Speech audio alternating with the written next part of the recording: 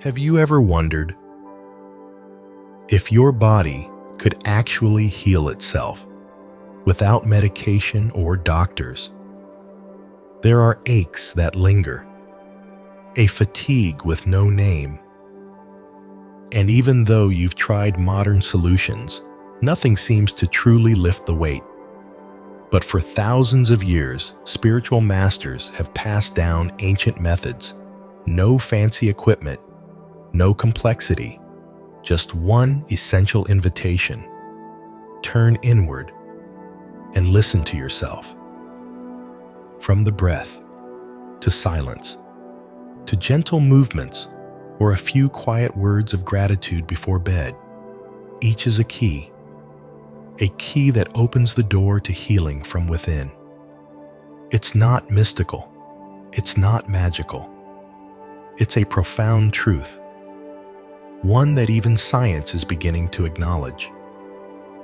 When the mind and body reconnect, miracles can happen. In this video, I want to guide you through 11 ancient practices that have helped millions rediscover their health and inner peace. Each one is a step back to the pure life energy that already lives inside you. 1. Healing silence. Have you ever just sat still? No phone, no music, no urgency, no pressure to be productive, just sitting in stillness. To many, that might sound strange, even useless, because we live in a world that teaches us to solve, to act, to fix, to always do something to feel better. But no one tells us this. Sometimes healing begins in the very silence we keep avoiding. The Buddha once said, "In stillness, truth reveals itself, not in noise, not in striving, but in those moments when we stop trying, when we simply show up and be." Have you noticed? When life gets too loud, when the mind is too busy, even your body starts to suffocate. You feel exhausted, but don't know why. You feel pain, but can't explain where it's coming from, because you've never really stopped long enough to listen. And silence, true silence, isn't just the absence of sound. It's the absence of resistance. It's when you're no longer trying to control, to explain, or to escape. It's when you let everything, yes, even the discomfort, just exist in you without pushing it away. I once heard a story from an elderly woman, a retired nurse, who had spent her life caring for others. But as she grew older, she began to experience severe anxiety. Not because of anything outside of her, but because she simply didn't know how to sit with herself. One day, she joined a small meditation class.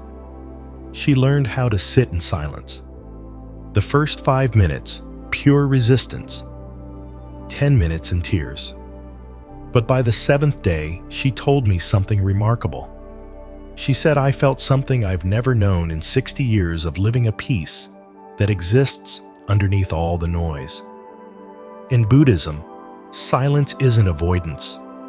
Silence is the ground where clarity grows, where you see the suffering of your mind, where you feel the weariness in your body, where you realize the self you're fighting so hard to protect is just another passing wave. And when you sit quietly, without chasing your thoughts, something beautiful begins to happen. Your body starts to heal on its own. Your breath deepens. Your heartbeat slows. Your mind softens. And perhaps, most important of all, your inner world stops being a battlefield of opposing voices. There's a passage in the Anguttara Nikaya, one of the Buddha's discourses, where he says, "When the mind becomes calm, wisdom arises. And when wisdom arises, one sees clearly the nature of suffering and the path to its end." So, no healing doesn't require you to do something extraordinary. You just need enough courage to sit down with yourself, not to escape, not to fix, just to be there fully. The world outside won't stop spinning, but you can pause. Just 10 minutes a day. Sit. Close your eyes. Let go of the need to become better, because in that quiet space, the heart finds room to mend itself. It's like a wound. The more you touch it, the longer it bleeds. But if you leave it alone, keep it clean, stop interfering, the body knows how to heal. And so does the soul. If you're tired of always having to try, maybe today, just once. Don't try. Just sit and observe. You might be surprised to discover silence was never empty. It was always the place where the most important things begin to bloom. 2. Conscious breathing. Have you ever noticed how many times you breathe in a single day? No one ever taught you how to breathe. When you were born, your first breath arrived with your first cry. And since then, breath has been with you every moment, quietly, consistently, asking nothing in return, not even your gratitude. But think about this.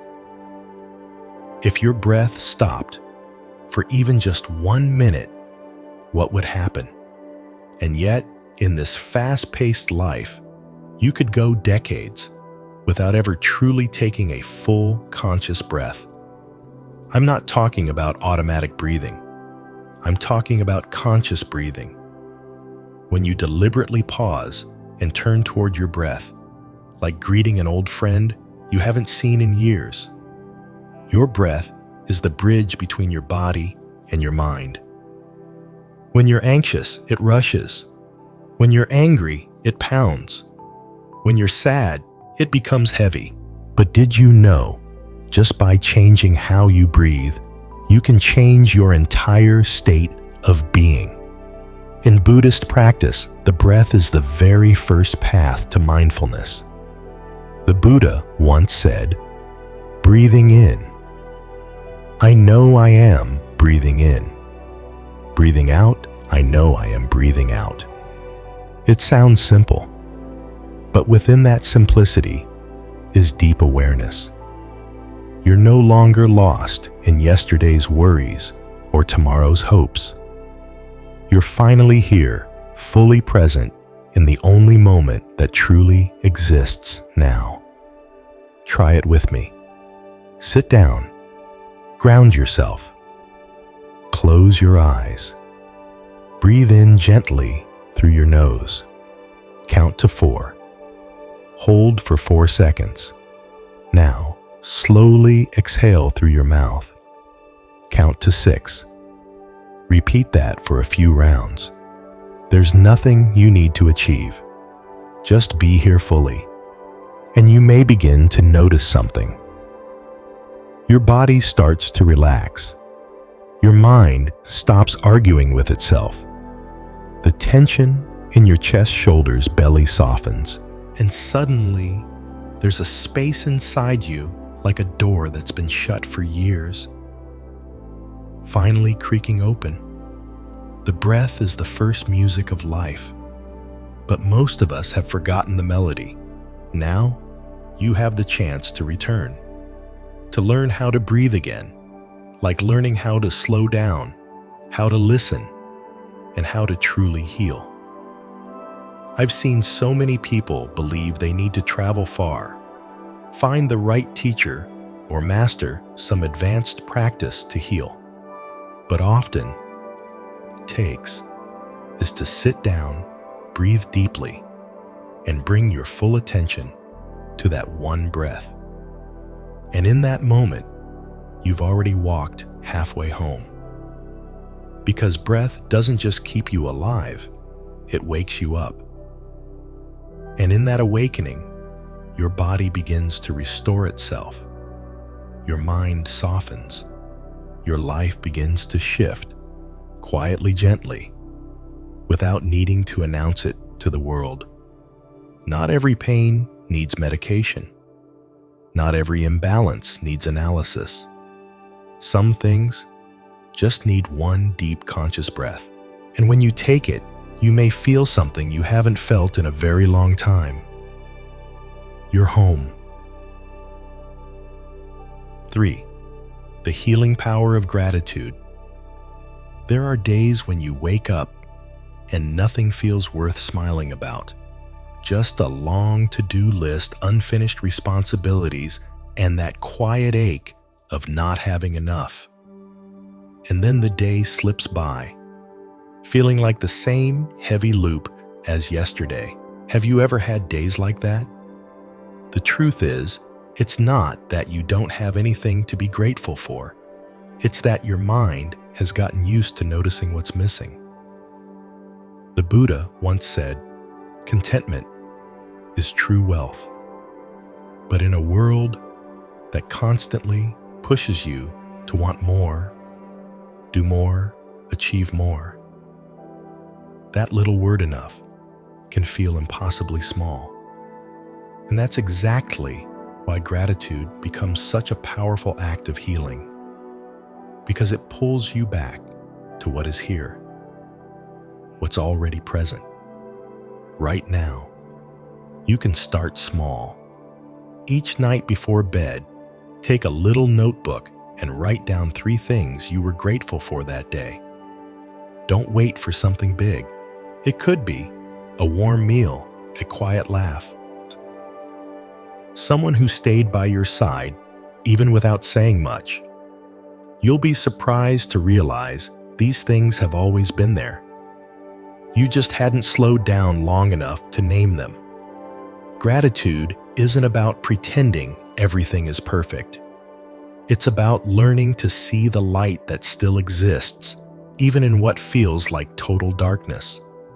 One mother once told me, during years of raising her kids alone, the only thing that kept her from breaking down was writing a few lines of gratitude each night. "Thank you that my child slept well tonight. Thank you that there was food to eat, even if it was leftovers." And through the pages of her journal, she realized life wasn't lacking goodness, it was lacking awareness of it. When you practice gratitude, your body responds. Your brain releases serotonin and dopamine, the feel-good chemicals. Your immune system gets stronger. You sleep deeper. And the chronic pain you carry may even soften. But more importantly, your heart becomes less dry. You stop chasing happiness somewhere far away. You stop waiting for a perfect day to smile. You stop needing a big reason to feel that your life is meaningful. Because now you see each breath, each step, each ordinary afternoon is already a miracle. I'm not telling you to force yourself to always be positive. That's not real. I'm simply inviting you each day to look at one small thing with grateful eyes. Just one thing, and let it soak gently into your heart like a drop of honey on a dry day. You'll begin to see the magic isn't in how much you have. It's in how you see the life you already hold. 4. Meditation for the organs. Returning to the body with gratitude. Have you ever thanked your heart? Not in a romantic way, but simply for the fact that it keeps beating day after day, never asking for your attention or your recognition. Have you ever placed your hand on your chest and whispered to your heart, "Thank you for keeping me alive"?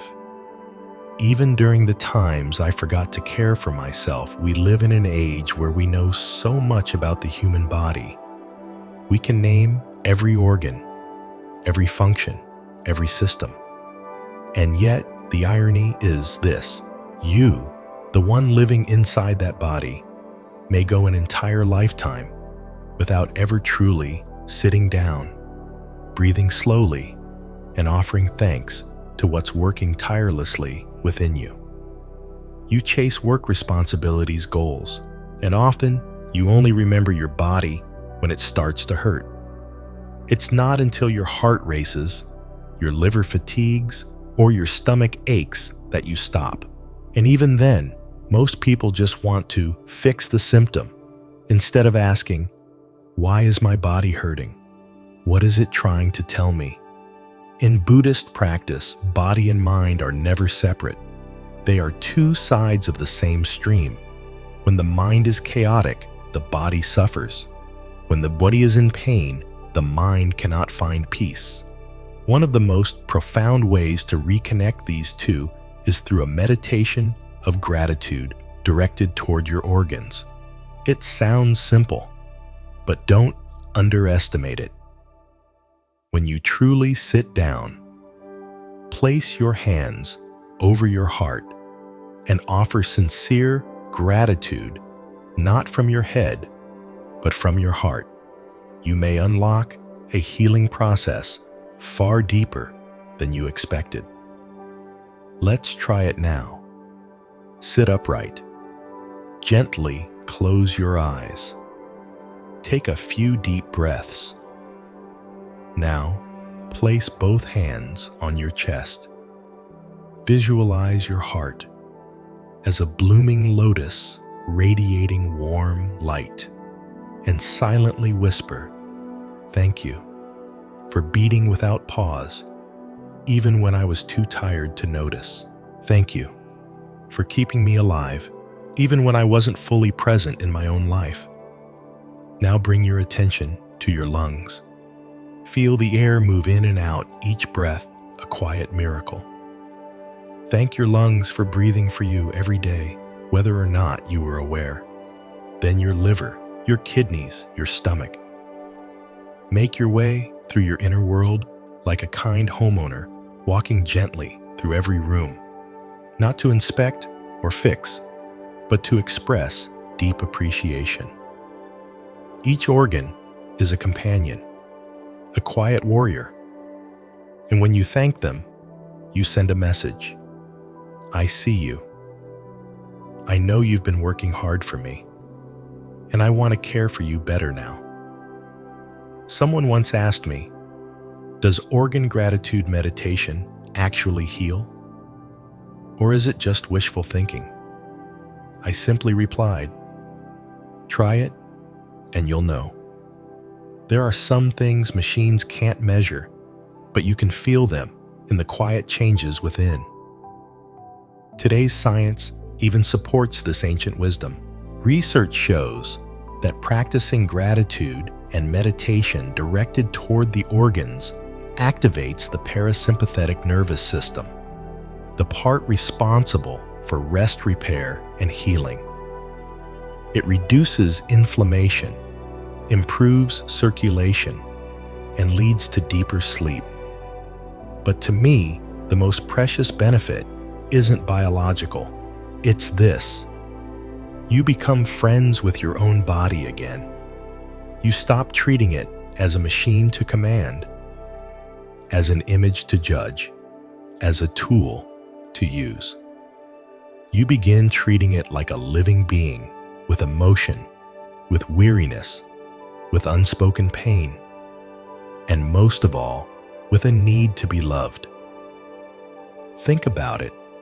How many years have you demanded so much from your body? You've probably said harsh words to it. You've been angry when it wasn't strong. But maybe you've never apologized, never said thank you. This isn't a technique.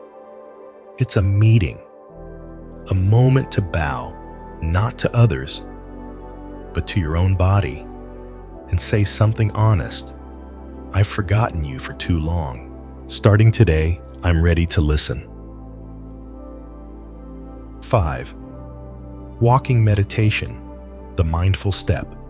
Have you ever wondered, are you truly walking or just moving. You rush from your house to the car. You power walk through office hallways. You walk to burn calories, walk through the store to shop, or stroll around the neighborhood just to answer phone calls. But have you ever truly walked just for the sake of walking? No destination, no achievement, no multitasking. Just one step at a time, fully present with your body and mind traveling together. In Buddhism, there's a beautiful practice known as walking meditation. Unlike sitting meditation, where the body stays still, walking meditation invites each step to become a quiet chant, a prayer in motion, filled with calm and mindfulness. I understand this might feel unfamiliar in a world where time is money and every step is towards some goal. But ask yourself, if you're always rushing, are you truly living each moment of your journey? Walking meditation brings you home, not to a physical place, but back to yourself. You can start very simply. Pick a small path, a quiet hallway, or a garden trail. Walk slowly. Inhale, step. Exhale, step. You don't need to empty your mind. Just gently acknowledge, I am walking. And when you practice this way, something shifts. Each step, once automatic and empty, becomes a cool stream flowing through your soul, soothing, grounding, healing. I once heard a Zen master say, each peaceful step is a miracle. Walk on this earth as if you're kissing it with your feet. Can you imagine a world where people walked with that kind of presence? No rush, no resentment, no disconnection.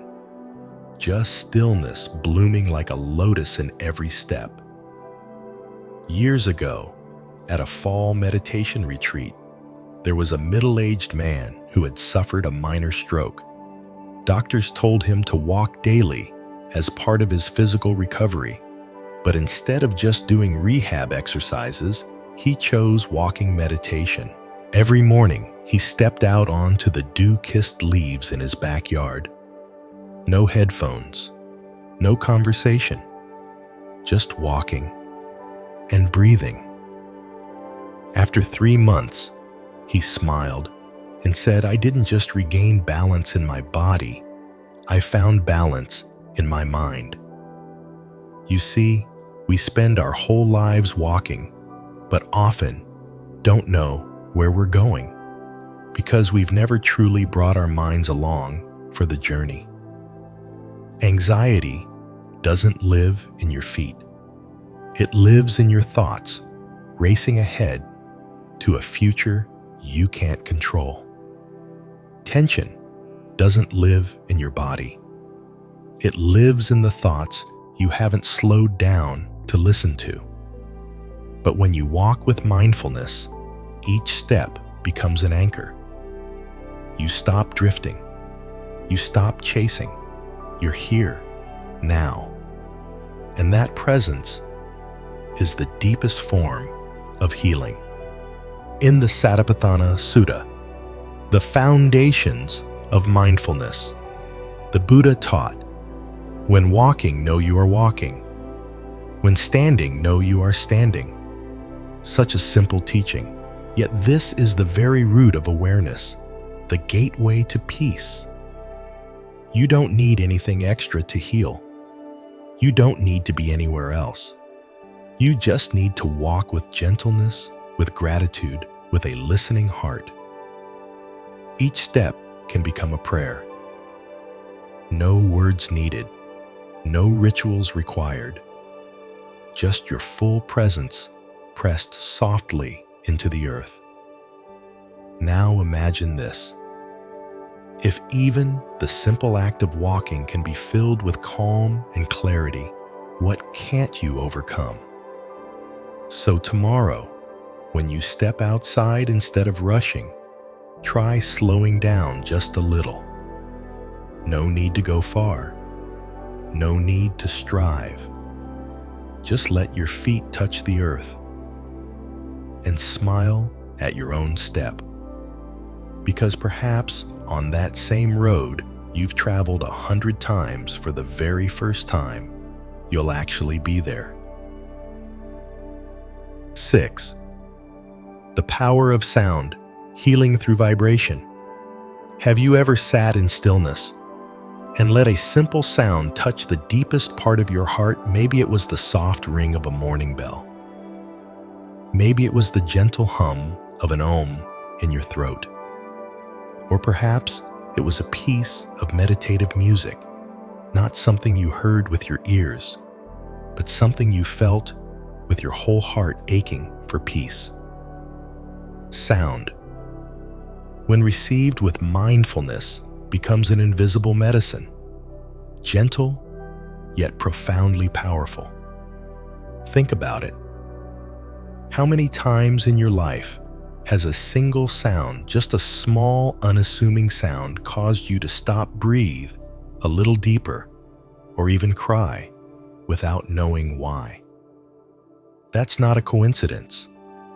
It's because sound combined with presence has the ability to awaken the quiet peace already within you.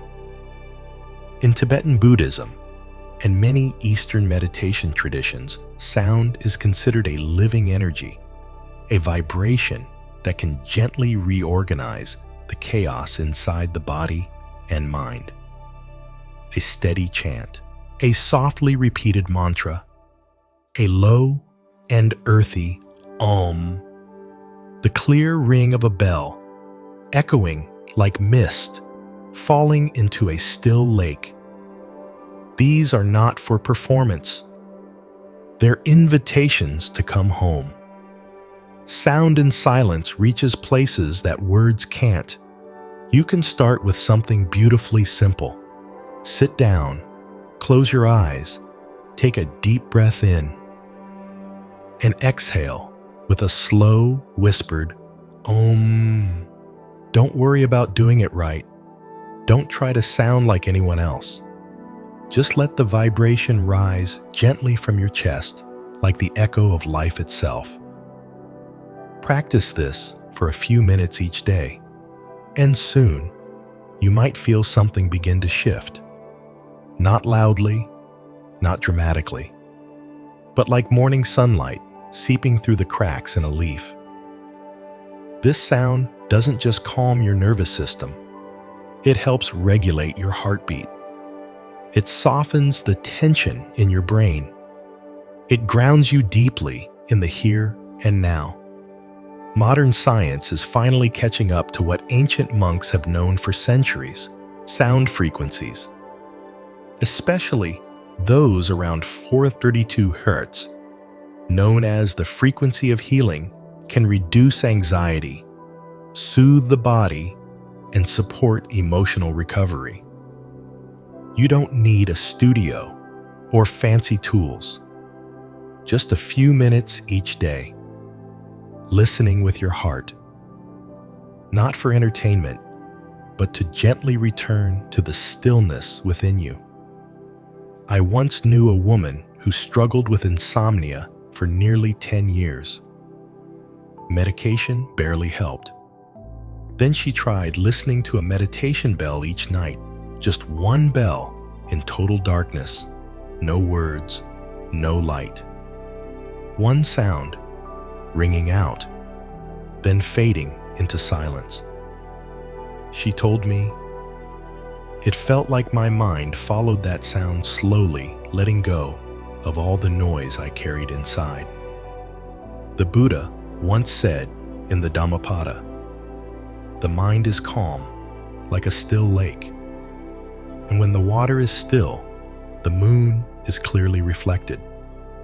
That's the secret. When sound enters a quiet mind, it ceases to be just sound. It becomes light, a reflection of the inner world. You can choose what feels right for you.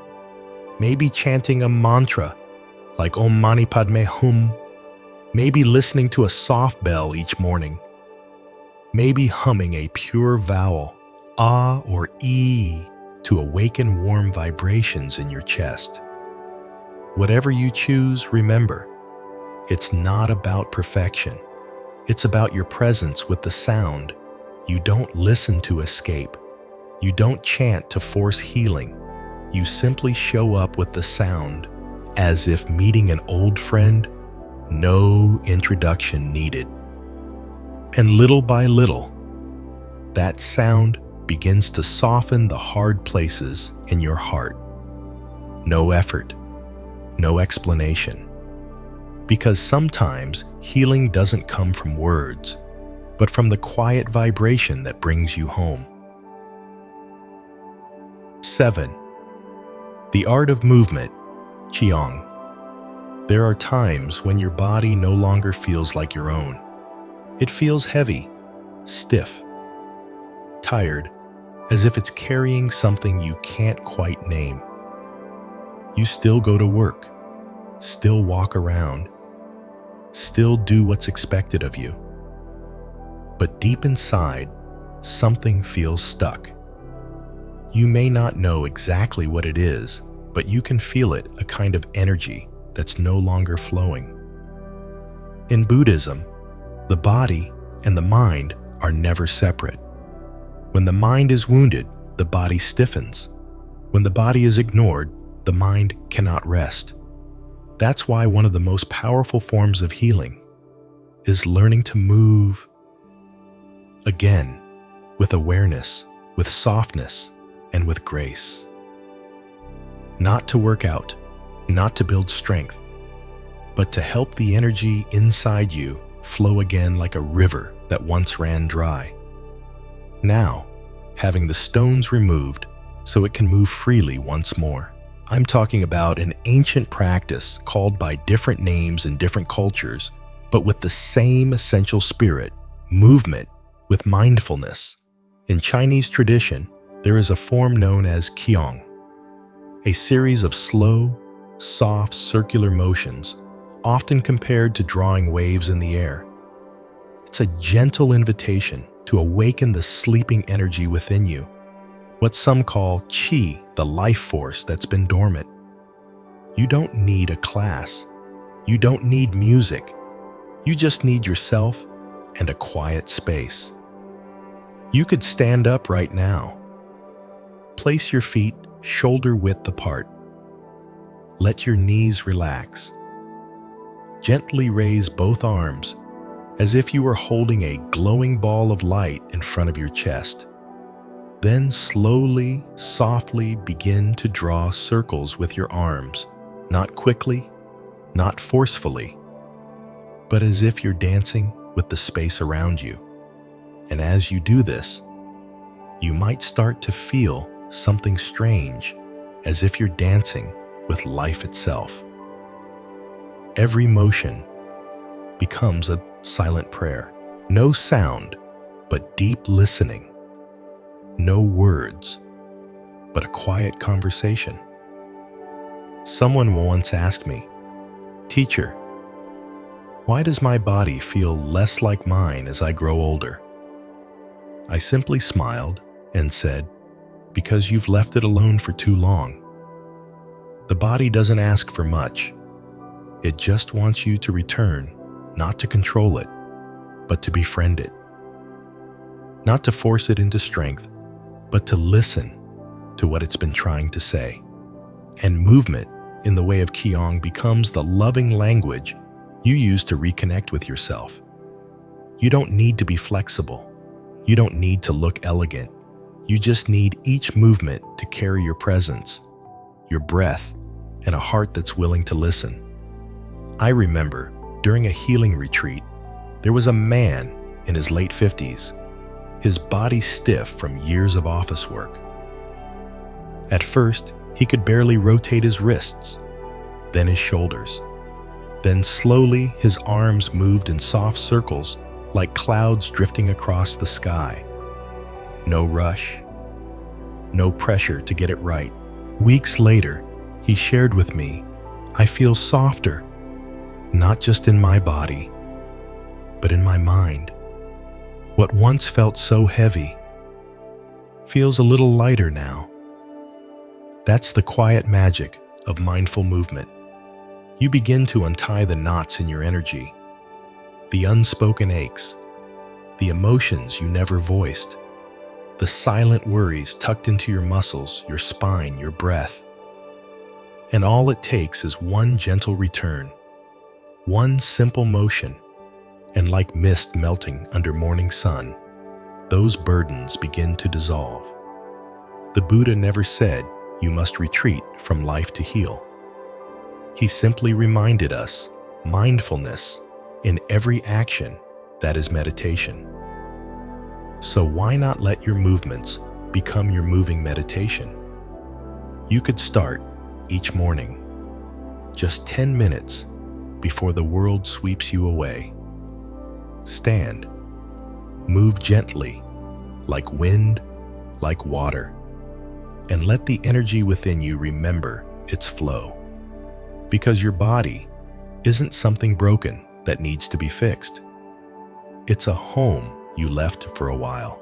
And now, you're coming back with a gentleness it's never known before. 8. Spiritual fasting, nourishing the soul through stillness. Have you ever wondered what would happen if for just one day you stopped feeding your body and instead fed your soul with silence and mindfulness? In today's world, where everything is about consumption, convenience, and speed, the idea of fasting might feel counterintuitive. You might think, why would I do that to myself? Isn't fasting just starving and weakening the body? But on a deeper level, fasting isn't just about skipping meals. It's about stopping intentionally. It's about cleansing, listening, and lightening the body to illuminate the soul. In Buddhism, restraint, whether with food, speech, or desire, is not about punishment. It's about liberation. When you eat less, speak less, and do less, you free yourself from the autopilot of habits. You begin to see yourself clearly again. The Buddha once said in the middle-length discourses, "One who is moderate in eating and desires and knows restraint, that person is not ruled by body and mind, but lives in peace." At its core, moderation is the wisdom of knowing when to stop, even with something as natural and essential as eating. I once met a man who worked in high-stakes finance, constantly under pressure and deadlines.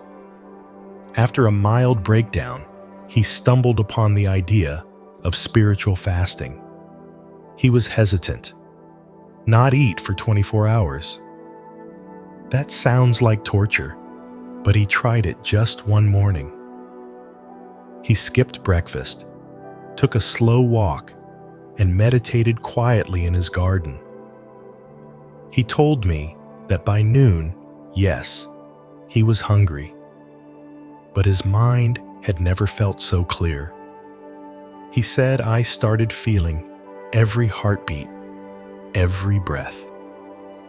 For the first time in years, I wasn't just surviving, I was alive."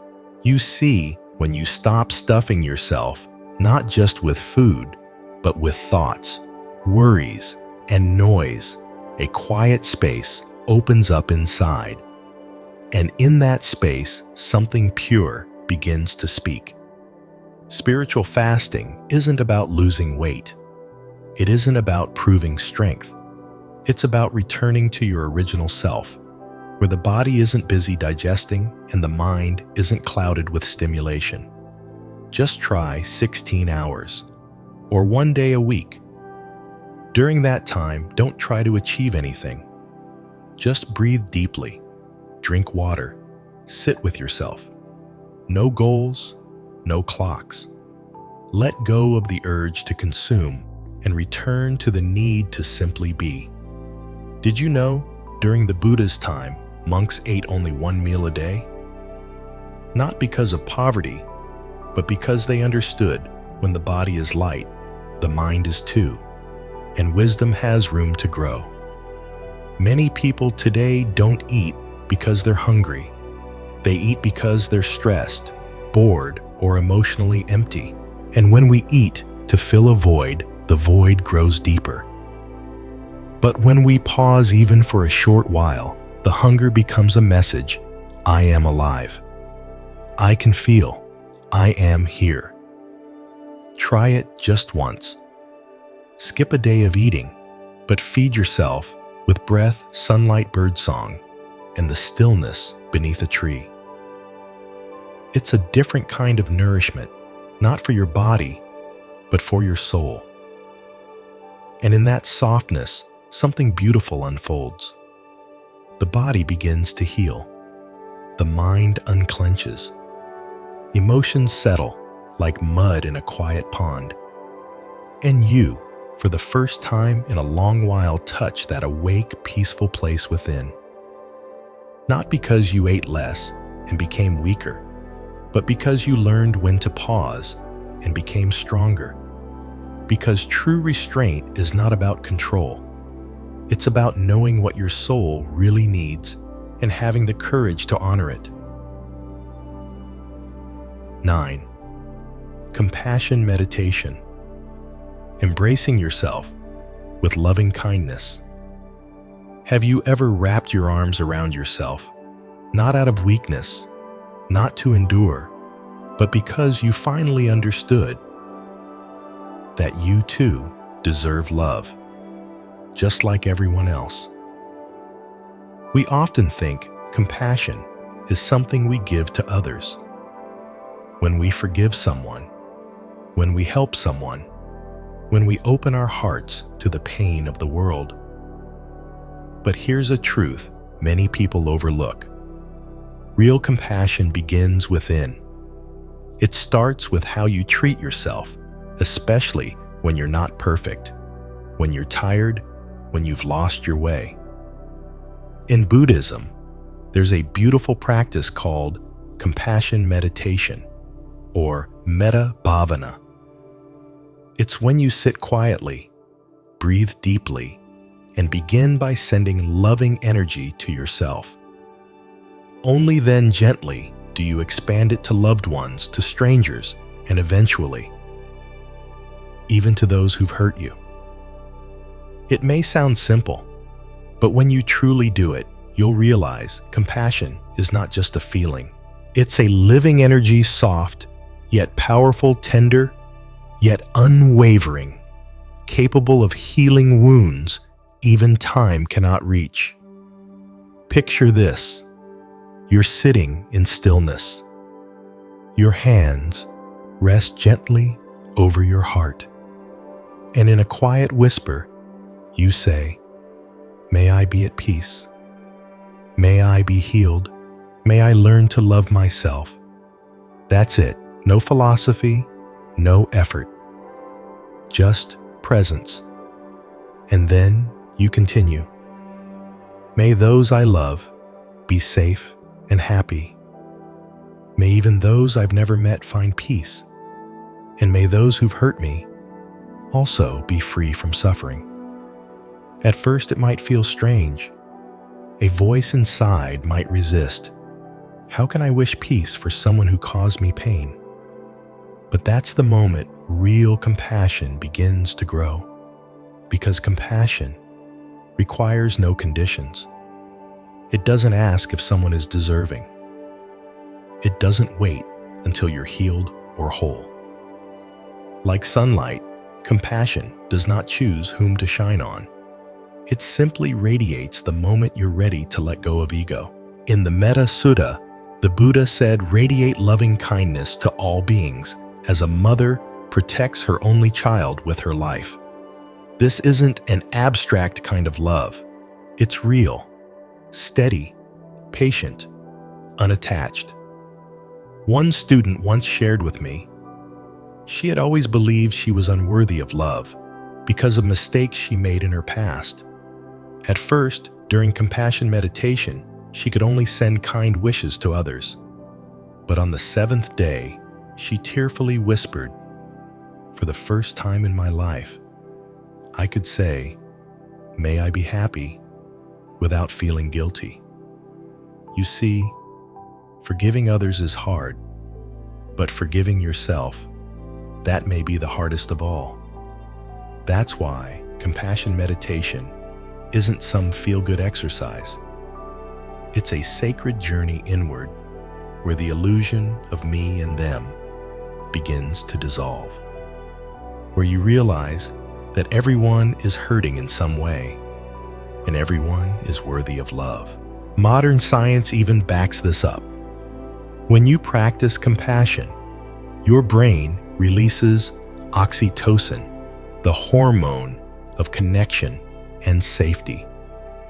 Your immune system strengthens, your breath deepens, your heart rate steadies. But beyond biology, what really shifts is this. You finally feel human again.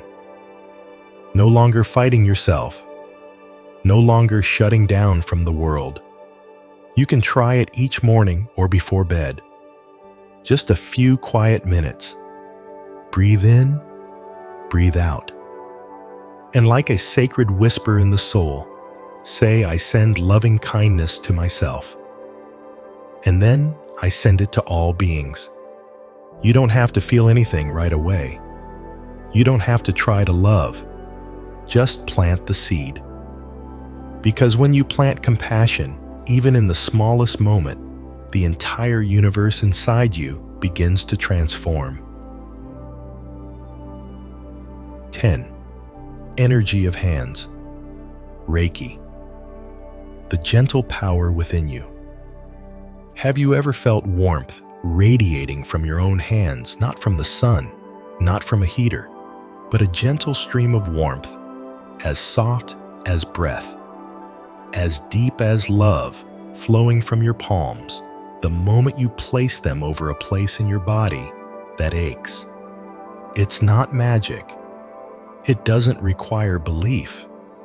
It's something profoundly natural that we've simply forgotten.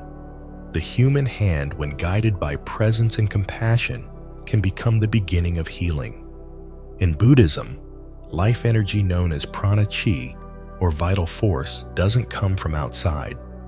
It flows within us from our first breath to our last. And the hands, they are one of the sacred gateways through which that energy can awaken, flow, and reach the places that need it most. Think about it. When a child falls, what's the first thing a mother does? She places her hand gently over the wound. No words, no technique, just presence and love flowing through her touch. Reiki, or healing through the energy of the hands, is a practice rooted in that same intuition. But instead of depending on complex techniques, it invites you to simply feel the living energy within you and to gently direct it with mindfulness toward the areas of your body that long for care. You can start very simply. Sit in stillness. Close your eyes. Rub your palms together for a few seconds until you feel warmth. Then gently place them over the area that hurts your shoulders, your stomach, your heart, your head. You don't need to do anything. You don't need to expect anything. Just breathe and imagine a soft light flowing from your hands, sinking beneath the skin into the muscles, surrounding the pain like a gentle friend. You don't need to believe in energy to practice this. You only need to trust in the body's innate ability to heal when met with kindness. The Buddha once said, "A compassionate heart, when awakened, can embrace all beings like a mother cradles her only child. And your hands, when paired with compassion, can soothe what's been tight for years, not only in your body, but in your memory." One woman I guided in this practice once shared, for years, she carried a tightness in her chest. Doctors couldn't find a cause. She tried medication. She tried exercise. She even tried therapy. Nothing changed. Until one day she simply sat in silence, placed both hands on her heart, and breathed. And for the first time in her life, she cried. Not from pain, but from finally realizing she was worthy of being touched with love. You see, Reiki isn't treatment in the usual sense. It's more like a gentle whisper to your body. I'm here. I hear you. I won't ignore you anymore. And sometimes that's all it takes for tension to soften, for fear to quiet, for an old memory to find peace. You can do this every day. It doesn't take long. A few minutes in the morning or before bed. You don't have to be good at it. You don't need results. You just need to let your hands show up as a quiet, non-judging friend. Not to fix, not to analyze, but simply to listen and offer light. Because sometimes the body doesn't need you to understand it. It just needs to be loved. And when you place your hands on your own body, not to control it, but to simply be present, what happens? What shifts when you stop trying to heal and begin simply listening? With soft hands, maybe just maybe, that's the moment you start coming home. 11. Impermanence, contemplation, the art of letting go. Have you ever felt something slipping away? Even as you are holding it in your hands, a familiar look suddenly feels distant. A sunny afternoon turns to rain without warning. A friend says, "See you tomorrow," but never returns. Life, no matter how tightly you try to hold on, no matter how much effort or love you pour into it, will always change. And it's not because you did something wrong. It's because change is the very nature of life. In Buddhism, this truth is called anicca impermanence, a simple truth, but one of the deepest doors to healing. Because only when you accept that everything is temporary can you stop resisting change, stop fighting loss, stop blaming yourself for not being able to keep things forever. You begin to walk through life with an open heart, not clinging, not controlling, not running away. You begin to breathe easier. I once meditated with a man who had lost his wife to cancer.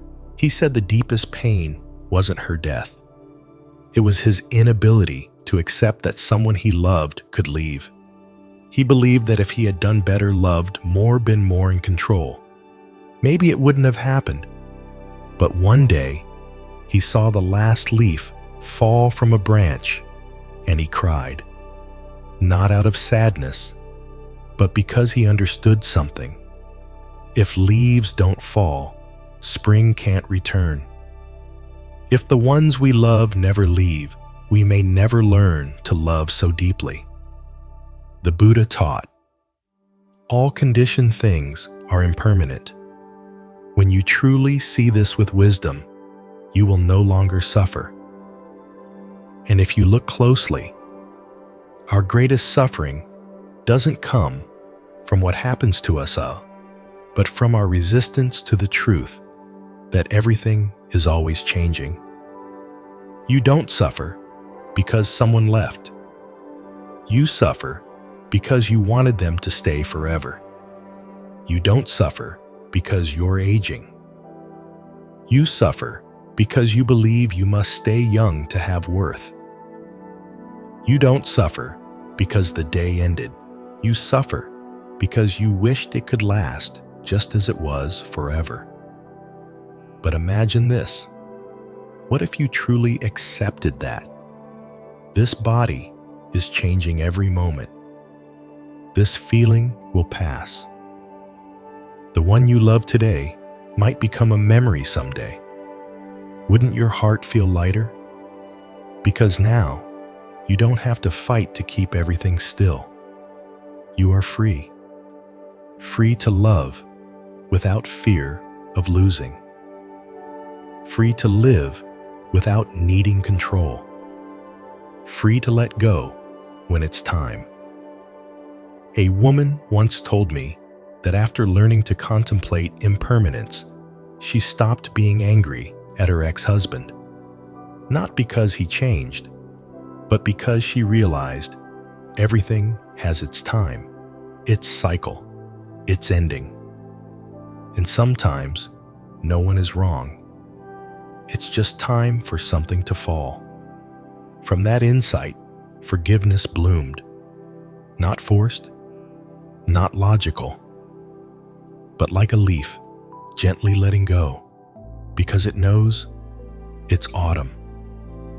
You can begin contemplating impermanence today. You don't need a special ritual. Just look at the sunrise and know it will fade. Touch your own hand and remember it's aging too. Hear the laughter of someone you love and be grateful you still can. You don't need to mourn impermanence. You just need to let it awaken gratitude, because it's thanks to impermanence that you love deeper, knowing nothing lasts forever. You let go knowing you can't hold on forever. You heal knowing even pain won't last forever. Are you hurting somewhere in your heart? Then whisper gently to yourself, "This too shall pass," not to escape it, but to remind yourself nothing, not even pain, lasts forever. And if you're still here, quietly listening until this very last moment, then maybe a part of you truly wants to heal. Not to become a perfect person, but to come home closer to yourself, lighter, freer, more whole from the inside out. This path you're on doesn't need to be rushed. You don't need to get it right the first time. You just need a little time each day to breathe slowly, to walk mindfully, to sit in silence, and to love yourself like an old friend you're finally coming home to. If this message touched even the smallest corner of your heart, I invite you to walk with me on this journey. Subscribe to the channel Buddhism Seeds to nourish a seed of awareness each day. Like this video, share it with someone who may need a gentle breath, and leave a comment below. I truly want to hear your story, because maybe your healing is also the light someone else is searching for.